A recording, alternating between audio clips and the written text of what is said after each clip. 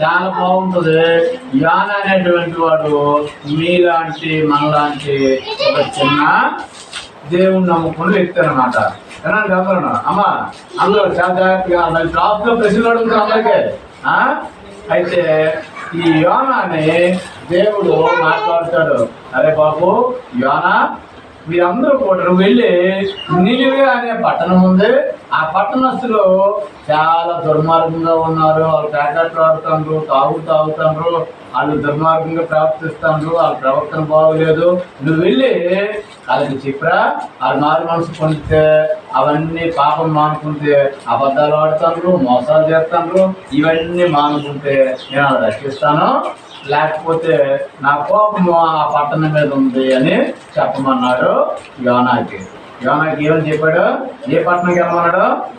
నినివే అనండి. నినివే పాస్టర్ గారి పేరు యోనా. ఏ పేరు? యోనా.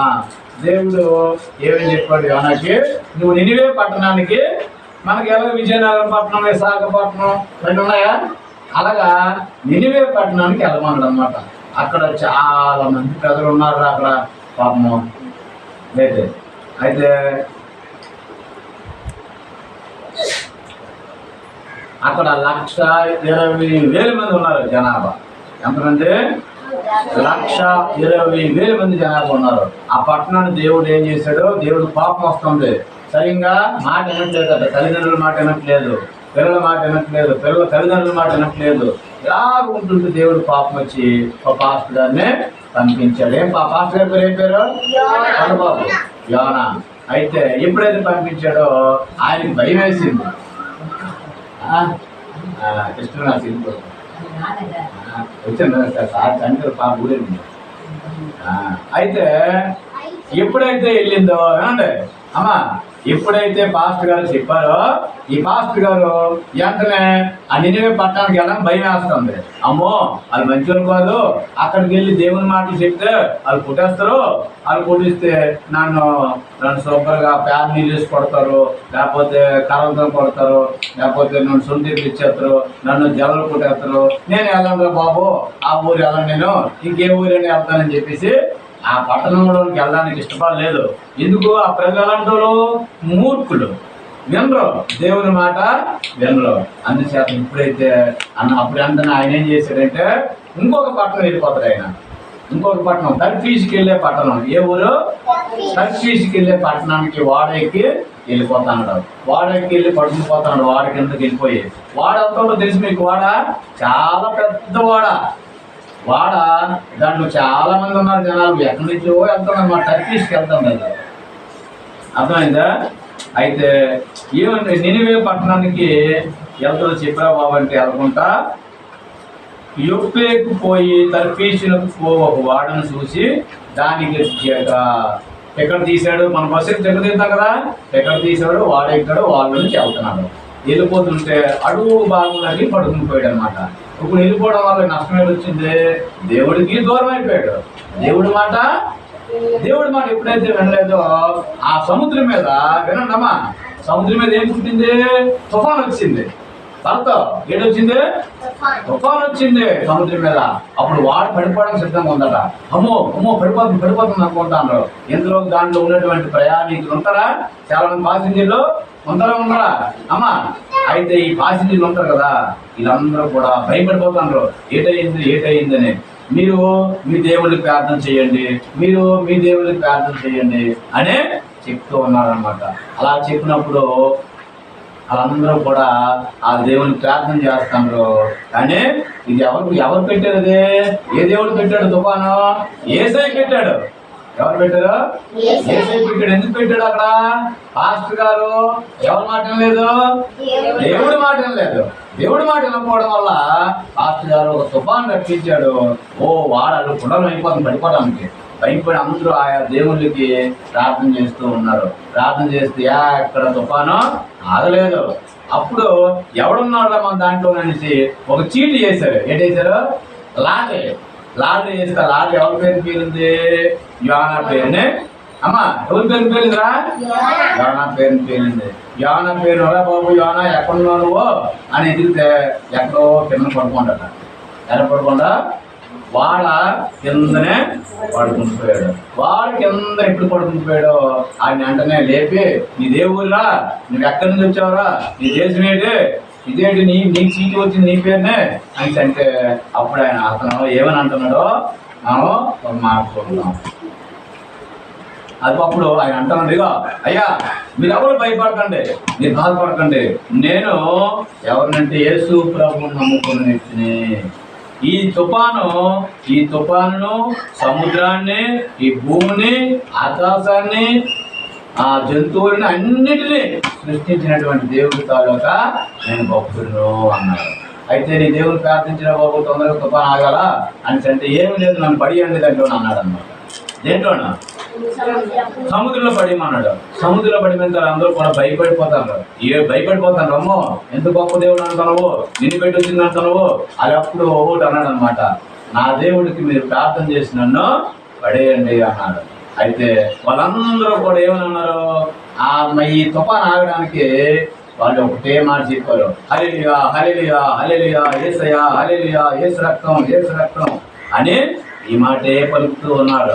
ఏమని అన్నారు చెప్పండి? హల్లెలూయా హల్లెలూయా యేసయ్యా యేసయ్యా యేసు రక్తం యేసు రక్తం అని ఆయన పడి వెంటనే ఏమైంది? తుఫాను ఆగిపోయింది. అబ్బా ఇప్పుడు హ్యాపీగా ఉన్నారు. హ్యాపీగా ఉంటే ఆయన ఎక్కడ పడ్డాడు? ఇప్పుడు యోనా ఎక్కడ పడిపోయాడు? సముద్రంలో పడిపోయిన తర్వాత సముద్రంలో దేవుడు ఒక పెద్ద చేపకి, ఒక పెద్ద తిమింగలానికి, తిమింగలం తెలుసా? ఏమి ఉన్నారా?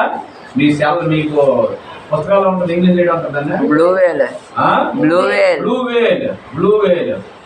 వేల్ చూసారా? పుట్ట అన్నమాట. ఆ పుట్ట అంత పెద్ద చేపలు దేవుడు అన్నాడు, ఇదిగో నువ్వు ఇమ్మీడియట్ గా ఆ యోనాన్ని మింగు అన్నాడు అనమాట. ఎంత మంది మింగేసింది. ఎవరు మింగేశారు? చేప మింగేసింది. చేప మింగితే కడుపులోకి వెళ్ళిపోతే ఏం అవ్వాలా? చచ్చిపోవాలి కదా. మనం చేపలు వండుకొని తినేస్తామా? అరిగిపోద్దా? చచ్చిపోతా? మరి ఆ చేప మింగేసినప్పుడు మనిషి కావాలా? కానీ దేవుడు ఆజ్ఞ కాబట్టి చేప మనిషి చావలేదు, చిన్నగా వెళ్ళాడు. వెళ్ళిన తర్వాత దేవుడు ఏ పట్టణానికి వెళ్ళమన్నాడు ఆ పట్టణానికి మళ్ళా ఆ చేప తీసుకెళ్ళింది. 3 రోజులు ఆ సముద్రం వెళ్ళి ప్రయాణం చేసి ఇలా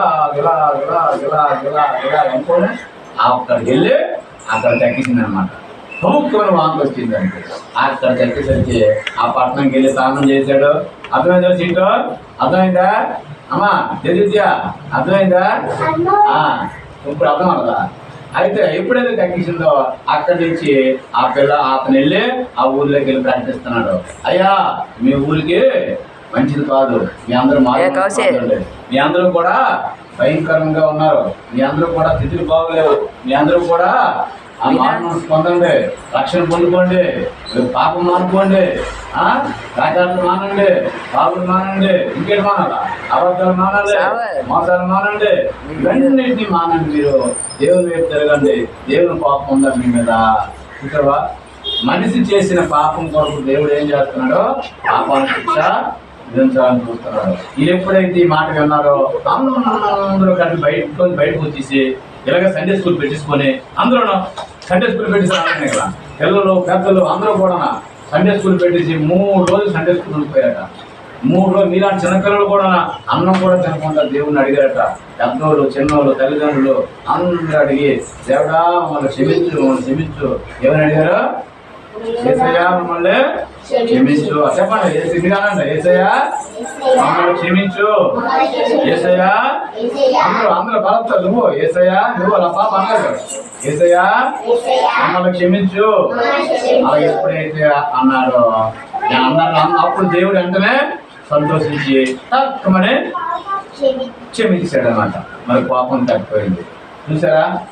చేపనే దేవుడు వాడుకున్నాడు, చేపను వాడుకున్నాడు కాబట్టి దేవుడు ఈరోజు అంటే ఇప్పుడు మీకేం అర్థమైంది కథలోనో? దేవుడి మాట విని మనం క్షమించమని అడిగితే అక్కడి నుంచి చక్కగా చదువుకొని చక్కగా మనం పాటలు పాడి చక్కగా ప్రార్థన చేసుకొని చక్కగా బట్టలు వేసుకొని చక్కగా స్కూల్కి వెళ్ళి తల్లిదండ్రుల మాట వింటూ దేవుని ప్రార్థన చేసుకుని క్షమించమని అడిగితే దేవుడు ఏం చేస్తాడు? మనందరినీ కూడా ఏం చేస్తాడు? దేవుడు క్షమిస్తాడు. దేవుడు క్షమించేది. మన దేవుడు ఏ దేవుడు? క్షమించే దేవుడు. మన దేవుడి పేరు ఏం పేరు? యేసయ్య. యేసయ్య మనకి పరలోకము వస్తాడు. భూమి నుంచి కొన్ని రోజులు అయిన తర్వాత అయినా మనందరికీ కూడా. అందుకే అన్నిటికన్నా ముఖ్యమైనది ఇక్కడ కావాల్సింది దేవుని ఏమని ప్రార్థన చేశారు వాళ్ళు? తుఫాను తగ్గడానికి ఏమని చేశారు? హల్లెలూయా హల్లెలూయా హల్లెలూయా. ఇప్పుడు ఏదైనా మన సమస్యలు ఏమని అనాలా? ఇప్పుడు ఏదైనా మనకు బాగోలేదు అనుకో, ఒంట్లో బాగోలేదు, జ్వరం వచ్చింది, ఏమని అడగాల? హల్లెలూయా యేసయ్యా తగ్గించి, యేసయ్యా తగ్గించి, యేసయ్యా యేసు రక్తంతో ఇలాగ అనుకుంటూ ఉండాలా. దేవుడు తగ్గిస్తాడు, సమస్యను విడుదల కలుగు చేస్తాడు.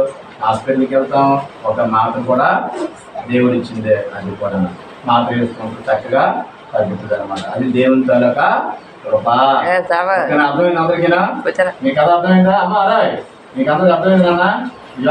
పాస్టర్ గారి పేరు ఏం పేరు? యోనా. ఏ పట్టణంకి వెళ్ళమన్నాడు? నినివే. ఏం పేరు చెప్పండి? నినివే. ఆ పట్టణంకి వెళ్ళాడా? వెళ్ళాడు. ఏ పట్టణంకి వెళ్ళాడు? తర్ఫీష్. ఏటెక్కాడు? వాడు ఎక్కాడు. అది ఏటెక్కాడా? వాడు ఎక్కిన తర్వాత వాళ్ళని ఏటొచ్చింది? మార్గం మధ్యలో తుఫాను వచ్చింది. తుఫాను వస్తే వాళ్ళందరూ భయపడిపోరు లేదా? భయపడిపోతే అప్పుడు ఏం చేశారు? అందరికంటే ఈయనేమన్నాడు? నా వల్లే వచ్చింది, నన్ను దాంట్లో పడేయండి అన్నప్పుడు వాళ్ళు ఏమని ప్రార్థన చేశారు? యేసయ్యా మమ్మల్ని క్షమించు, ఇగో నీ కుమారుణ్ణి, నీ భక్తుల్ని మేము పడేస్తున్నాము, ఈ తప్పు మా మీద మోపొద్దు అన్నాడు. అర్థమైందా? అంచేతనే దేవుడు మా అందరినీ కూడా జీవించి ఆశీర్వదించును గాక. ఆమేన్.